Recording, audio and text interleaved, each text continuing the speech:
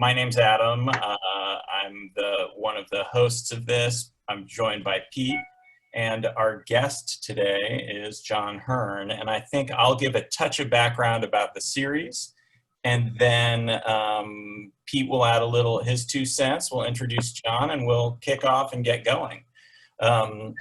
Thank you all for bearing with our technical difficulties. So. Of long standing, the Flying Carpet Theater has done these solo shows where one of our bits of investigation has been, what are the choices that people make? What are the circumstances of their lives that they carry with them, that become part of their story?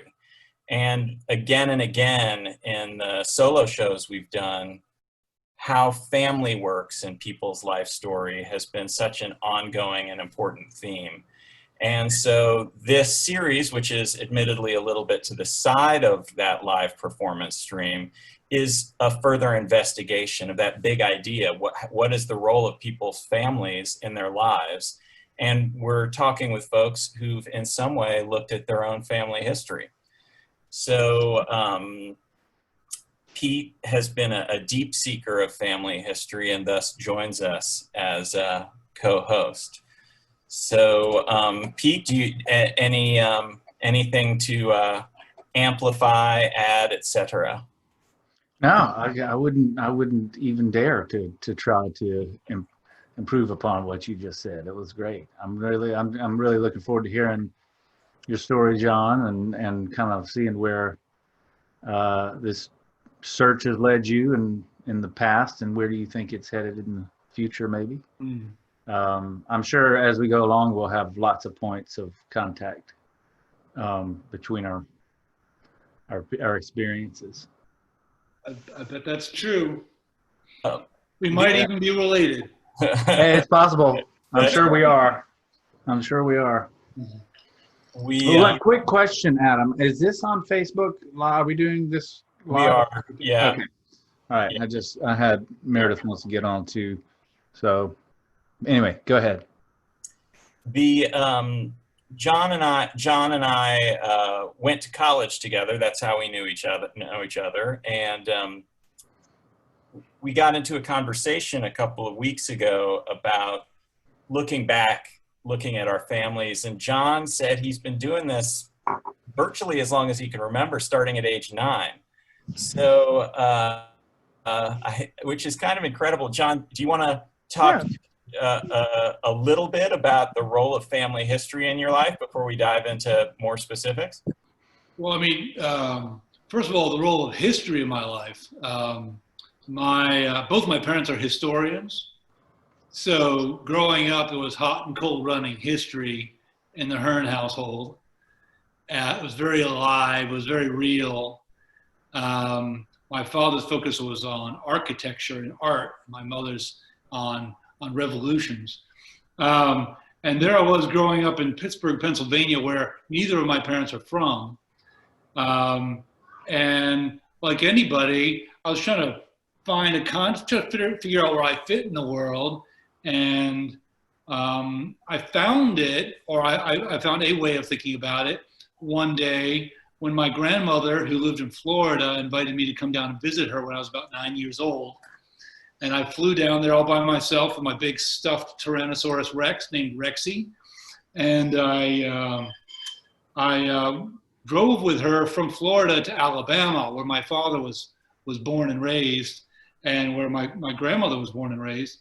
We went to the state archives and looked through some microfiche and microfilm. Some people in the audience probably don't know what that is, but it used to be the way you would find stored information that had been, well, it wasn't digitized, it was still analog, but you could flip through lots of paper very fast. And we also looked at old farmsteads and cemeteries, and I caught the bug. And it was a bug that led me to on and off explore what I could for the rest of my life. But with this digitization of everything today, boy, you know, it's addictive. You can keep going forever.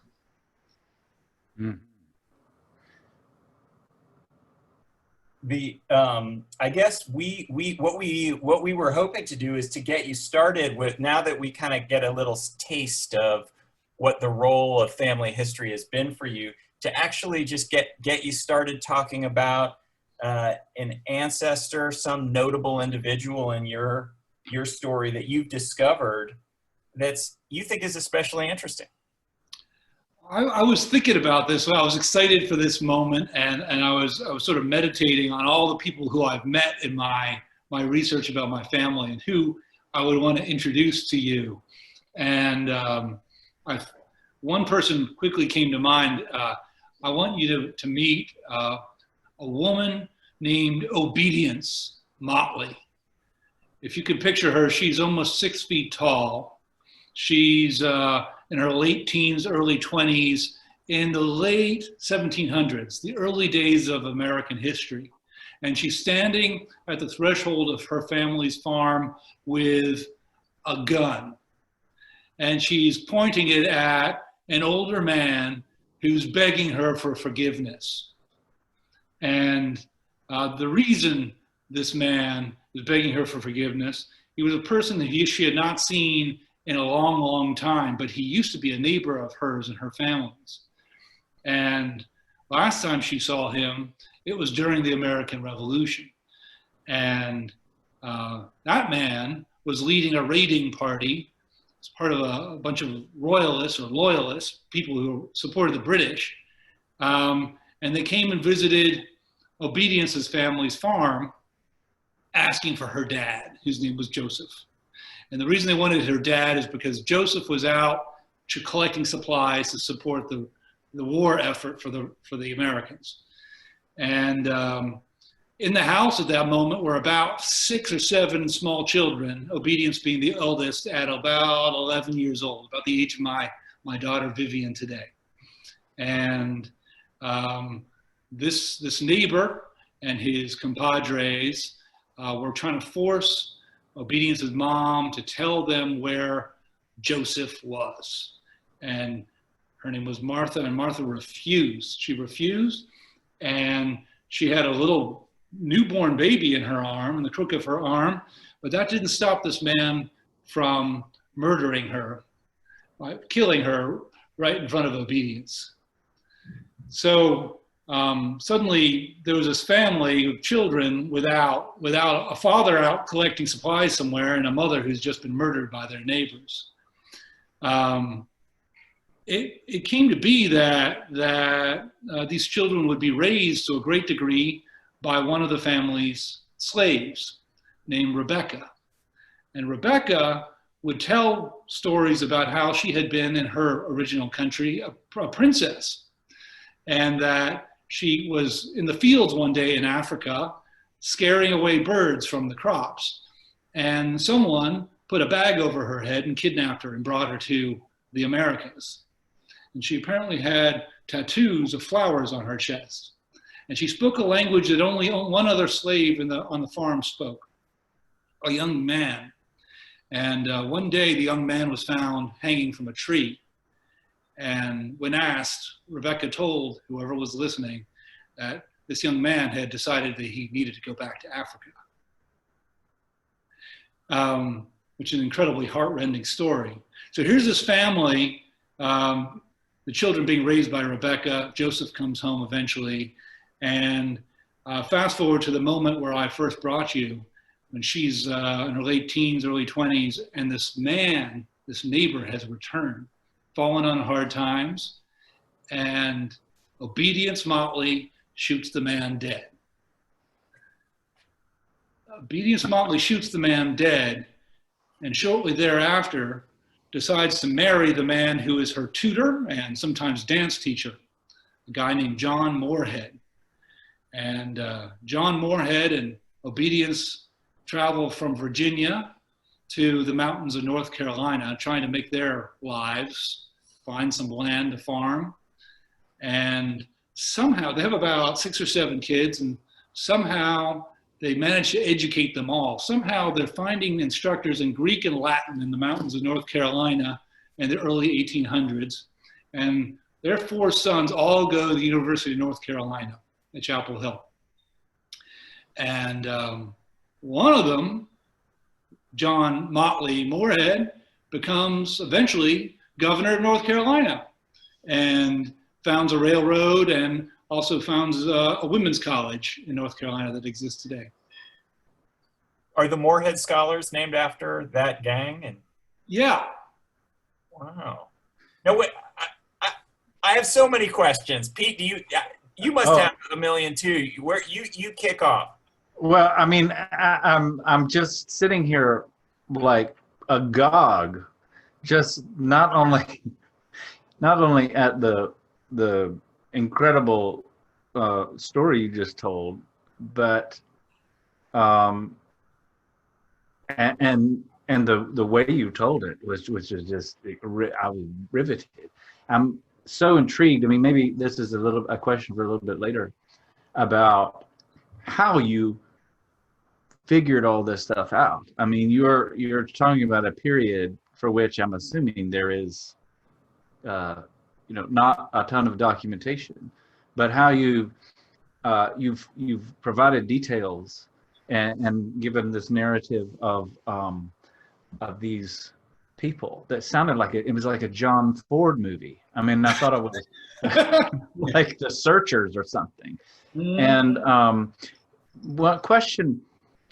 Tell me again where this happened, where this confrontation kind of on the porch took place. Was that in Alabama, did you say? Nottoway Parish, Amelia County, Virginia. Okay, Virginia. Right. Yeah. No, I'd love to know how you figured some of these, because oftentimes when we find stories like this, we start with bare details. Yeah. You've given like a fully enfleshed narrative. So this is one of the, I mean, so I've traced, the part of the family tree that I've put together that just goes to when people arrived in America. Yeah. And just direct descendants, ancestors, not their brothers and sisters, has over 1,000 people on it. And because everything begats everything else, right? It goes on and on and on. But rarely do you come into a situation where there's some stories around it, right? Someone thought to write something down. And that's why obedience is alive and well, and so many other people disappear into obscurity, right? I mean, it's like we're all little creeks of water, and one branch goes into some obscure swamp and becomes a parking lot for a Walmart someday, and the other one becomes a tributary to the Mississippi, and that's what this is a case where it sounds like Obedience was a smart woman, and so was her husband. Comes with maybe marrying her tutor, and they wrote things down and they thought to record those things. The fact that they recorded some information about their slave is remarkable, and I think it's a sign of what she meant to them as people. I think it sounds like the writing reflects the fact that they're grateful to her and that they have some affection for her, and they're also fascinated by her in some way. And while various people can learn to read and write, very few of us are actually moved to put words to paper and record stories. So Obedience did it, and some of her descendants did it too. I think it's because, I find this in my family research generally. I think anyone who does this, that we all become star effers when we're genealogists, because it's the people who become noteworthy about whom anyone writes anything down. That there are some records that someone's chiseled their name in some wall at some point, and the rest of them just disappear, right? So Obedience and her kids were interesting enough that someone thought to make sure the paper didn't disappear that she had written, I guess. So one question before I Adam to jump in. Did this story of Obedience, was this part of your oral tradition in your family growing up, or is this something that you learned about in the archives? Well, I didn't. A mix of both, yes. So obedience. Well, I mean, so it was. She was fascinating enough that people were still talking about her. Yeah, I can understand. I had a great aunt who was into genealogy. What she lacked in rigor, she made up for in enthusiasm. Her name was Ruby, and Ruby Kilo. But she would talk about obedience to anyone who would be willing to listen. Her facts weren't always right, and probably mine aren't either. But at least I'm just relating to you the stories that were put down on paper by obedience herself and by her descendants. Do you have letters? Is it in a book? When you say it was put down on paper, how is it transmitted? Where does it exist? I mean, things like on Ancestry.com, people have uploaded those things. Yeah, so I have. Wow. I have wills. I have probates of wills. I have land deeds. I have letters. I mean, if your family's from Virginia, there's a better than 50% chance that the courthouse or the church where those records were kept will be burnt down during the Revolution or the Civil War. So that's always. So if there are holes in my family tree, it's usually because a church was burned somewhere. Is it one thing that strikes me that's really quite amazing, John? So you talk about the sort of starfucker mode of genealogy, where we kind of go to the places where there's the biggest paper trail and the biggest record. In my own research and with so many friends, finding women and the stories of the women in our past, in our history is virtually impossible. I mean, maiden names get lost, et cetera, et cetera. That you have a fleshed out story of somebody from the 1700s is really remarkable. Have you and your family talked about what that even means to know some of the women in your past in that way? No, but I mean, maybe unconsciously. When I draw a family tree, the normal way to do that is to, have each pairing of man and woman with a man on the left and the woman on the right, and you sort of go that way. But I actually swap them all interchangeably. That is, it doesn't matter what the last name is. They're still your grandparent or your great grandparent or whatever it is. And then when my sister, who's a progressive woman, was getting married and she was deciding what name to take, she said that she believed it was as feminist a stance to take her new husband's name as the one she was born with, because it's still a man's name. And so she's like, what difference does it make to me which man's name I take? But I definitely, I believe that my tree ends with my son and my daughter, and I love them equally, and I believe in them equally, and and I want to celebrate both halves. And to your point, men are given much more detail in the history books than women are. But boy, there's no story better than obedience in my family tree. Like this 6 foot tall, and I have a picture. She lived to 93 years old. She outlived all 10 of her siblings. Like she died in the middle of the American Civil War. Wow. Having been a kid during the Revolution. That's incredible. It reminded me, I have a similar story of an ancestor on a porch with a gun, a woman. She was 4'10" though. She also lived to be 90 something. Her nickname was Old Hardshell. But there's a different, I was having visions when you started telling the story about, being confronted at a homestead or whatever it was. There's a story that of an ancestor who's probably like I don't know what she is, maybe a 12th great grandmother who was alone in her kitchen when some Native Americans came by their story was that they were attacking her, and she beat them off with some hot porridge. Hot porridge. Yeah, weapons grade. Yeah. Oh, yeah. I'm curious, John, you know, one of the things Pete and I both found in different ways in our work is that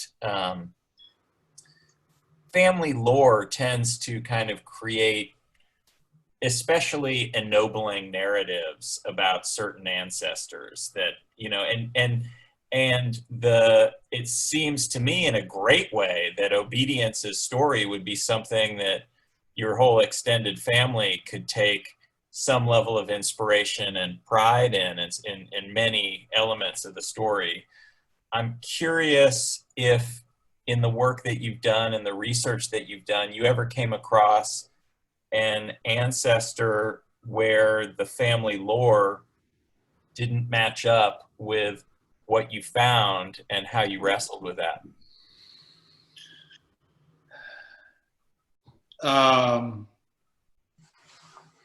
No, I haven't run into that situation, but I certainly have run into situations that don't give me a great deal of pride. Obedience's brother, who was my direct ancestor, married into a family called Pendleton, and his wife's father was arrested for raping his other daughter, and his wife in the 1700s divorced him, which never happened in the 1700s in the wilds of Virginia. He was ultimately, he was not incarcerated for the rest of his life or anything like it because there were no witnesses. But you can imagine how that story went. But so, I mean, when you just look at a tree, it's just names and numbers and places, right? It seems really empty. But imagine, you know, what it would be like to carry that weight, that reality, that your father, who was celebrated in other ways, he was a captain in the Revolutionary War, you know, like had been celebrated, and then was clearly not a good person. And so that's an example of, I mean, there was no lore about him. He was buried altogether. No one talked about him, but I found some court documents about him, both divorce papers as well as the papers accusing him of rape. Were there other, well, I'll just give an example of my own experience and the way the kind of, if I could twist this a little bit in the direction of the version of you know, your family identity, as it were, that you received growing up. Did this story challenge the way that you thought about who you are? I'll give you an example from my own. I mean, that's very briefly. I grew up hearing that we were Irish, you know, we'd come from Ireland, and everybody wants to be Irish. But which is not untrue. We did come to the colonies from Ireland, but we only got to Ireland by getting there with Cromwell's invading army in 1650. So it was actually not Irish at all, but English. Protestant, yeah. Yeah, Puritan. And so that kind of, for me at least, sort of fundamentally reoriented the way I thought about everything.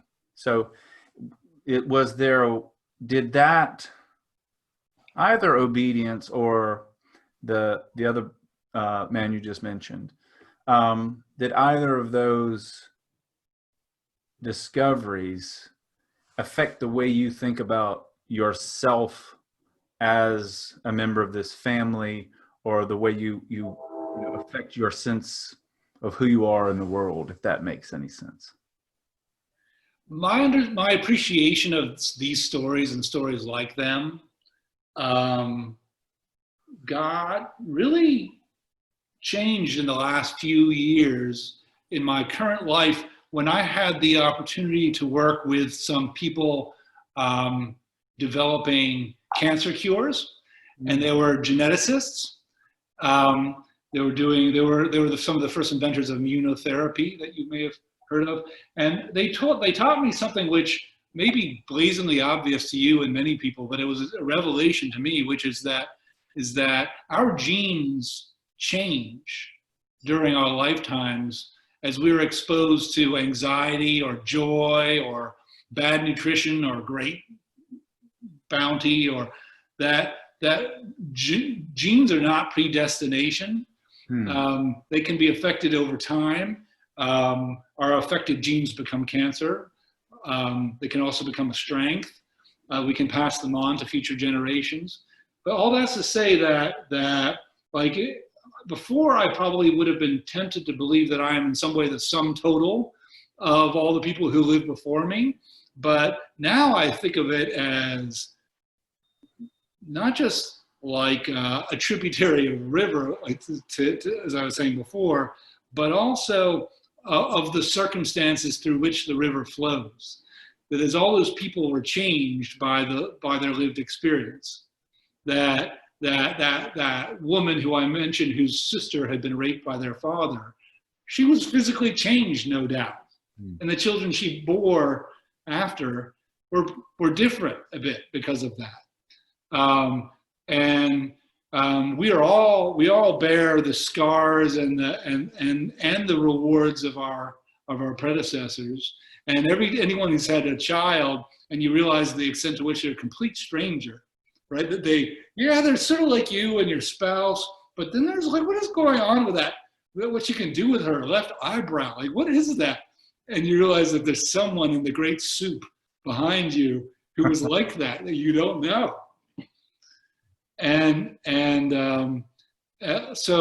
But I used to think that, well, whatever was causing my daughter's eyebrow to do that will also, be tied to her destiny in other ways. Maybe it's this great aunt twice removed somewhere.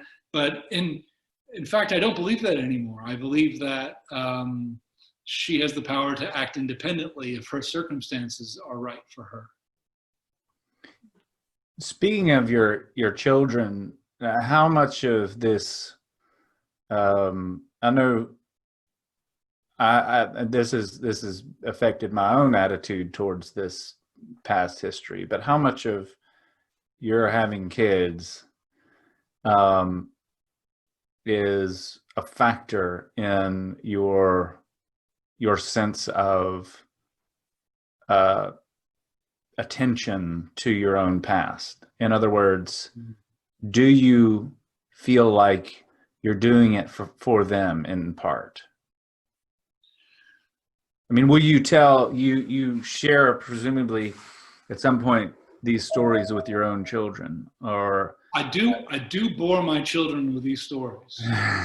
And I choose that verb intentionally because they have no interest in it at all, really. Our daughter was studying Jamestown, and she became interested in knowing that one of our ancestors had been Pocahontas's godfather. She liked that story. But it felt like a Disney movie a little bit, right? And I think, but yes, ultimately, if not for them, then for people who follow them. Maybe an interest in history doesn't cling to every generation, but ultimately I think it matters. And as we're living at a time where we record everything, right? We take so many more photos than were ever taken before, and everything is much more documented. But weirdly, history, like we try to streamline history when we write it, and that's why we follow mostly great men. But if we can document, I mean, my family's no great shakes. I'm not touting my family in particular, but it is a window into the passage of time in America. I know more about what it must have been like to arrive in land that had only been occupied by Native Americans before I can visualize that. I can visually feel what it was like to walk across, you know, the fields of a Civil War battlefield, because, you know, because I've seen the shoes the guy wore.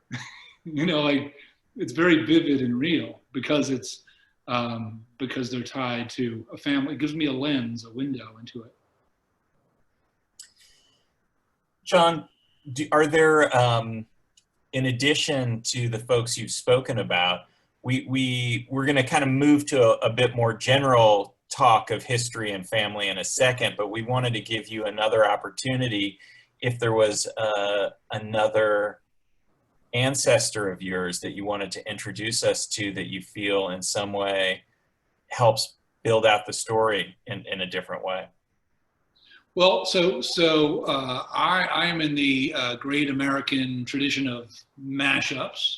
So my dad, born and raised in Alabama. My mom was born and raised in Prague. Well, actually, it was the German protectorate of Bohemia when she was born there. It was occupied, German occupied, the western half of Czechoslovakia. And she and her family escaped in 1949 and came to this country in 1953. The story that I thought to tell was, if we go back to when Obedience Motley was standing on that front porch with that gun in the late 1700s, and you travel several time zones to the west, to Bohemia, my ancestors, who had been coopers for generations, that is, makers of barrels, were learning to be brick makers instead, because the Empress of Austria, who controlled Bohemia and all the kingdoms around it, wanted to build forts out of bricks. And so she wanted brick makers. And if you became a brick maker, you could avoid military service. So my ancestors switched from being coopers, which was useful for beer, and boy, the Czechs are good at beer, to becoming brick makers. And for generations, they were brick makers. But brick making is a seasonal activity. You can't do it all year round, it turns out. And so they all had serious hobbies, and they all got really into music for generations. They were really engaged in music. My great-great-grandfather, whose name was Antonin Serba, which is Anthony.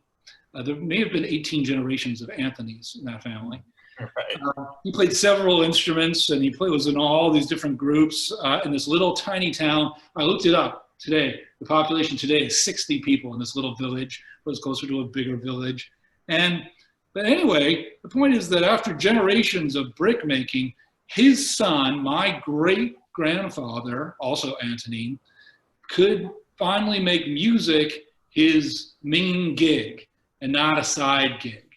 And he became a composer, and he became a violinist, and he was a choir master. And a piece of music that he wrote was performed by my best friend's mom, who was an opera singer, at my wedding, for example. We had a song of his performed. And this guy, so after generations of being a cooper and then brick makers, and finally got to like pop out on the other side, and like the thing that they had always loved could be his main gig. And then he had three kids, I'm sorry. One of whom became a woman named Olga, a great scholar of theater, mostly. And my grandfather became a lawyer and a business executive, and ran a chemical company, but did totally far cry from being a brick maker. But this guy who I'm focusing on, the violinist and the composer, his dad, apparently from what is written, had just this amazing infectious spirit that people gathered around, and the fact that he played all these instruments, and he loved to read Seneca, who's an ancient Roman philosopher, and used to imprint his bricks with little quotations from Seneca, which were lost, of course, as soon as they were put into a building. Right. I love that touch. So do you feel that you care? Do you have some daily awareness of carrying all of these people in you or with you, John? Or is it sort of, talk to us a little bit about how the seeking and the kind of ancestry.com reading and all of that took hold? Is it that why, I guess what I'm saying for you, you've given us a picture of a long history, but what is it about this stuff? Why bother? I think at first it's because I love history. And as I was saying before, it puts real faces and real experiences on big, dramatic moments in history, which have been explained in broad brushstrokes usually. So, what was it like? I told a story today about a guy who fought. Well, actually, I didn't tell you. He fought in the French and Indian War. I did tell you. And then there's the American Revolution. And then this woman lives all obedience until this American Civil War, like a sweep of time. And you trying to show a life, all these lives being built and struggles and whatever during that time. It's just, it electrifies it for me. Or in the case of the Czech half of the family,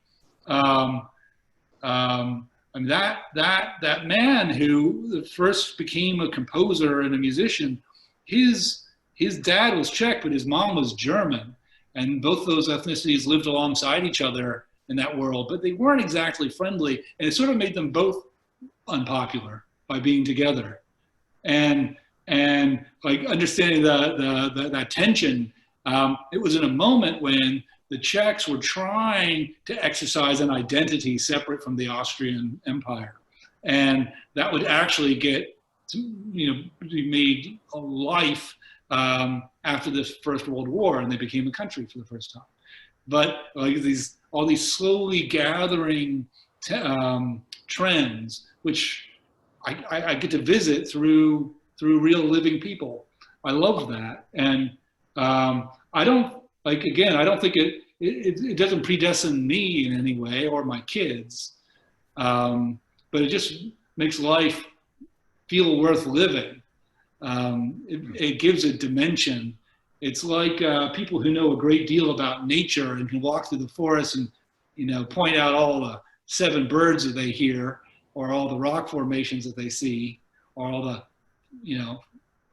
flora and fauna they encounter. I can't do that, but I have a great sense of what it was like to be in different moments and different places all around the world because of my appreciation for genealogy. Do you think that is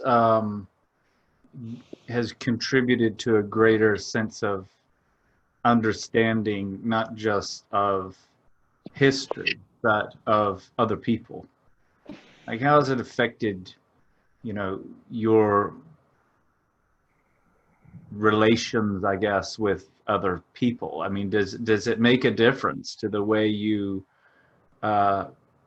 see other people? Well, yeah, because the study of a family is a study of trials and failures, which can sometimes last 2 generations, and the successes, which can last 2 or 3 also. You see ups and downs over they're long, broad swells. They're not jaggedy usually. And you can see, oh yeah, of course that guy got that job because his dad was like that. And his dad was like that because, he married the right woman. That was good, or he was on the right side of that war. So he got 50 acres, just being at the right place at the right time with your genes, with a full stomach, can get you far in this world. But also having empathy for, realizing that, man, folks who are not doing so well at any given moment are really inheritors of the bad luck club. And there's nothing intrinsic about them that means that they're in hard times. Like all the things haven't come together in the right place at the right time for them yet. So So that's one part of my answer. I want to say something else though, like in this moment when we are, I think collectively examining our debt to Black Americans, and we're responding to the Black Lives Matter movement. I've been spending a lot of time reading narratives written by former slaves that were recorded by the Federal Writers Project. Are you familiar with that? Yes. Yeah. In fact, it forms a big part of my work, like the WPA guides and so forth. I'm a bit of a junkie. Yeah. So I mean, it's extraordinary to read these firsthand stories, right? And this is the best window we have into like what it was like to be a slave, enslaved person in America. Although I feel like they're not. When I read them, I have a sense that the people being interviewed are pretty clear that other white people are going to be reading this, and they better watch what they say. Yeah. There's, I think, a lot of smoothing over, spackling over of a harsher reality. But one such narrative is recorded from someone who had been owned by one of my ancestors. And so to hear him talk about my ancestor and how he was treated by my ancestor and what that was like, and then to lock that up with oral history brought down to my family about what that same moment was like. Well, let's just say it gives 2 columns in the ledger, it's helping me in my journey as I think about what we owe the Black Americans as a country. Yeah, we were just talking today about the WPA guy at the federal. I'm on the Georgia coast right now, and there's a story from.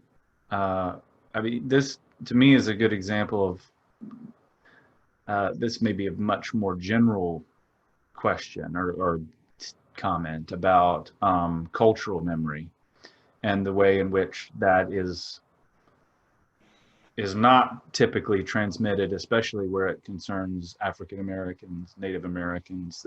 If you see historical markers around the South, they're almost always to white men. But one of the, and I've been, my family's been coming down here for 75 years, and there's a spot on the island that I only learned about a year ago, and it's because of the Federal Writers Project. There's a creek in the salt marshes here. Which island are you on? Well, I'm on Sea Island, but it's between St. Simon's and Sea Island. There's a creek called, well, it's actually on St. Simon's. It's a weird island, but it kind of runs through it. And I think in 1803, there was a ship carrying 75 men from the Igbo or Igbo nation in Africa, who had been brought across the Middle Passage into Savannah and were making their way to a plantation here on St. Simon's. And they got into Dunbar Creek. They were refused to be sold into slavery. So when the ship came aground, they all jumped off the ship, and they were all bound in chains together, 75 of them. And the legend goes that they committed this mass suicide and threw themselves into the water and walked back to Africa on the sea bottom. And this is like this is like one of the foundational myths for foundational stories for African American culture. And I've driven right by this spot. I don't know how many times. There's no marker there, and I only know about it because of the work of, well, it's obviously a part of African American culture and literature, but I learned of it through one of those first person, narratives from at a writer's project. But anyway, it's Sounds like erecting a marker would be a worthy cause. It would be a very worthy cause. Yeah, I apparently the site itself is now occupied by a sewage plant, which was put up even in the face of a lot of resistance by local Black community in the 80s. But that's just a very representative story, I think, of the amnesia that many of us inherit personally, and that as a culture we tend to perpetuate, as white culture at least. Mm-hmm. But in your case, I mean, you seem to have really fought hard against that tendency towards forgetfulness by so vigorously researching this history. And I'm also, I don't know if you were always a born storyteller, as they say, but certainly like your ability to well, you put it, electrify history, I think was so powerful. And also, to me, it's you articulated in such a really exciting way what Adam and I have been talking about quite a bit, this idea of relating to history as something, we are all agents in an ongoing drama, not spectators of a story that's simply in a textbook. I don't know if that's how you feel about where this search has led you, but has it maybe, I think you touched on this a little bit in your comments about Black Lives Matter and the moment that we're in right now. I wonder if you would say a little bit more about the lessons here in a larger sense for other people about the importance of understanding yourself, where you come from, and related as a part of understanding the world that we are all participants in. That was maybe a extraordinary question, Pete. A vague, rambling, and overly academic question. Well, I mean, the headline for me, the biggest takeaway I bring from studying genealogy is that we humans are grasping onto the spinning earth with our very fingernails, trying to hold on. That even when things appear to be really good, there's an undercurrent of struggle. Maybe as an individual moment, we may experience a moment of peace, or a sense of well-being, but your sibling may not, or your neighbors may not. Like invariably, it's a complicated story. And so there's an honor, though, to that struggle. It is the very essence of being human. And to me, it makes me more determined than I otherwise would be to have courage and to believe that even in the darkest moments, it is still possible to have purpose and to make a contribution. That if I need proof that it is possible to lift up when I am down, I just need to look, a couple inches up a family tree, and I can see that it's true. In studying history, I think we learn about philosophy and psychology, and I mean all those things come out of. I mean, history is the data, right? The raw data of who we are and what we've done, and then the conclusions we choose to draw from that are everything else in the humanities. And and in fact, if you're a historian, you're often dissuaded from making too much interpretation, because it is so much about trying to figure out what truly happened. And so I would say to anyone that if you want to learn about, if you want to renew your sense of purpose in the world, just dip into your gene pool a little bit. And the mix of the good and the bad, I hope you'll find inspiring, because that is, it is that intersection, it's that smash up of struggle and victory that makes life worth living. John, do you think you were different before this deep dive into historical exploration? Do you think you saw the world a little differently?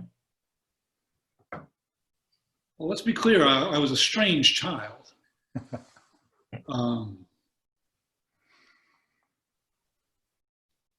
Yeah. So a superficial student of history memorizes the presidents of the United States and the kings and queens of England.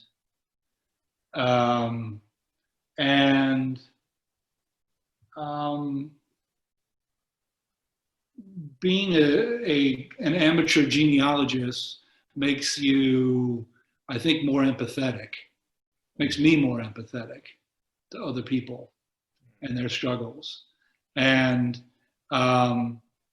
you know, I'm trying to, for example, I'm trying to draw family trees for families that were enslaved by my family, and trying to capture that information, because my family has that information and theirs don't. And so that they can trace back their families. If a descendant finds that on Ancestry.com, they'll be armed in a way that they were not before to know something about themselves. But our fates are tied forever. And so that is an effort that I've been making, is to commit that. Do you think that makes a lot of sense? I guess we're kind of drawing to a close.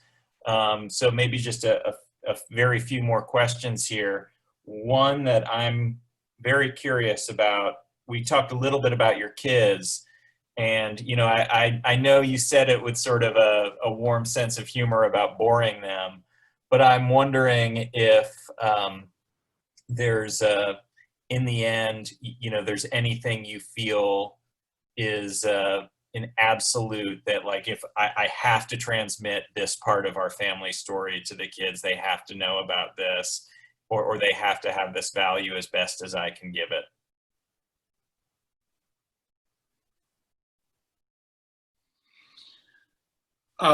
There's not a single thing. I would like to share with them and with whoever is interested the fullest, richest record I can.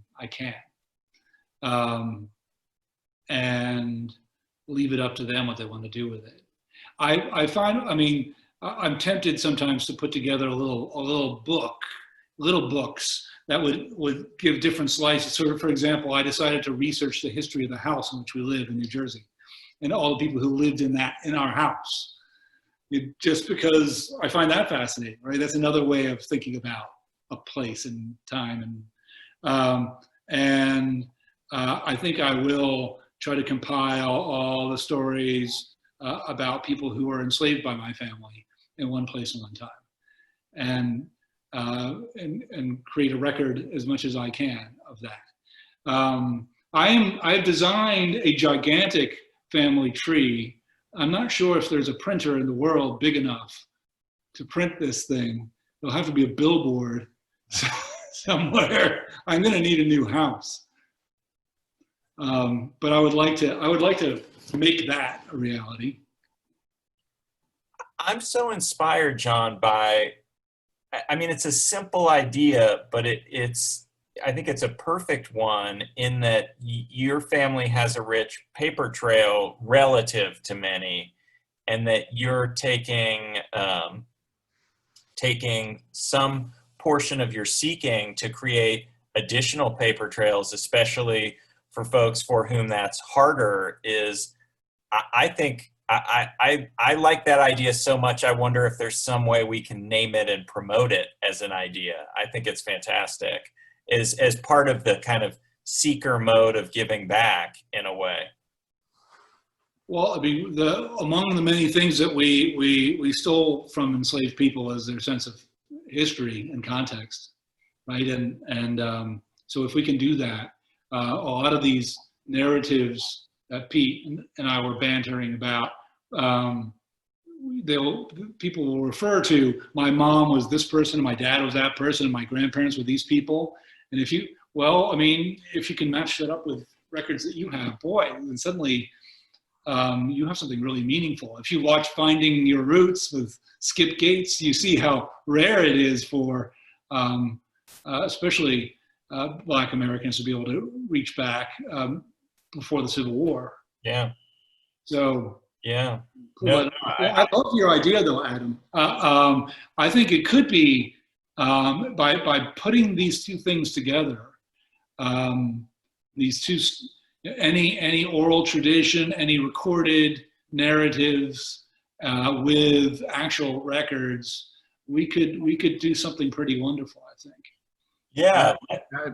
Yeah, I just want to reiterate what Adam said. I find this incredibly inspiring, and like I've never really thought of using that information in that way, or those kind of resources. That's a really beautiful idea. I hope we can talk more about that at some point.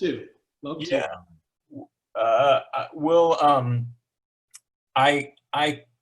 I'm so grateful to you, John. I mean, just for who you are, for your storytelling abilities, your warmth, and your big heart and your intelligence, and spending an hour with us talking about this stuff was really wonderful. Not nearly enough.